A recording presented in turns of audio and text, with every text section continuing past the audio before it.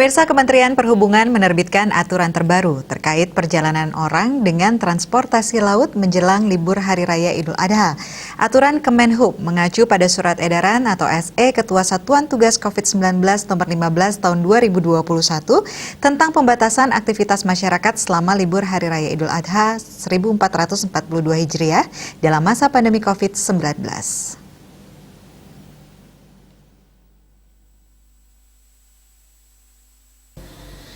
Direktur Jenderal Perhubungan Laut Kemenhub Agus Purnomo menyampaikan tujuan pengetatan tersebut adalah untuk melakukan pembatasan pelaku perjalanan dalam negeri, khususnya selama momen Hari Raya Idul Adha pada tanggal 19 hingga 25 Juli 2021 mendatang. Aturan tersebut dimuat dalam SE nomor 52 tahun 2021 tentang perubahan atas Surat Edaran Menteri Perhubungan nomor 44 tahun 2021 tentang petunjuk pelaksanaan perjalanan orang dalam negeri dengan transportasi laut pada masa pandemi coronavirus disease 2019. Seluruh pelaku perjalanan penumpang dalam negeri dengan kapal laut dibatasi untuk sementara, kecuali pekerja sektor esensial dan kritikal. Mereka wajib membawa surat tanda registrasi pekerja, serta surat tugas berstempel atau cap basah, atau tanda tangan elektronik.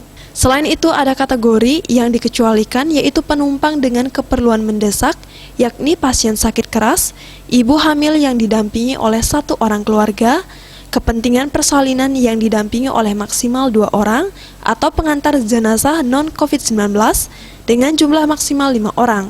PPDN ini harus dilengkapi surat keterangan perjalanan antara lain surat rujukan dari rumah sakit atau daerah setempat dan surat persyaratan untuk pelaku perjalanan dari dan ke Pulau Jawa dan Bali. Ketentuan menunjukkan kartu vaksinasi ini dikecualikan bagi kendaraan, pelayanan distribusi logistik, dan penumpang dengan keperluan mendesak.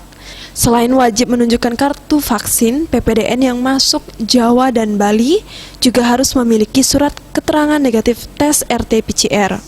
Sampelnya diambil dalam kurun waktu maksimal 2 kali 24 jam dan rapid antigen 1 kali 24 jam. Untuk pelaku perjalanan di luar Jawa dan Bali tidak diwajibkan untuk mengantongi sertifikat vaksinasi, namun tetap harus melampirkan hasil keterangan negatif RT-PCR test atau negatif rapid test antigen. Pelaku perjalanan usia di bawah 18 tahun dibatasi untuk sementara. SE tersebut berlaku sejak 19 Juli 2021 dan sewaktu-waktu dapat diubah dan dilakukan perbaikan sesuai dengan petunjuk pemberitahuan dari instansi berwenang. Bali Pos melaporkan.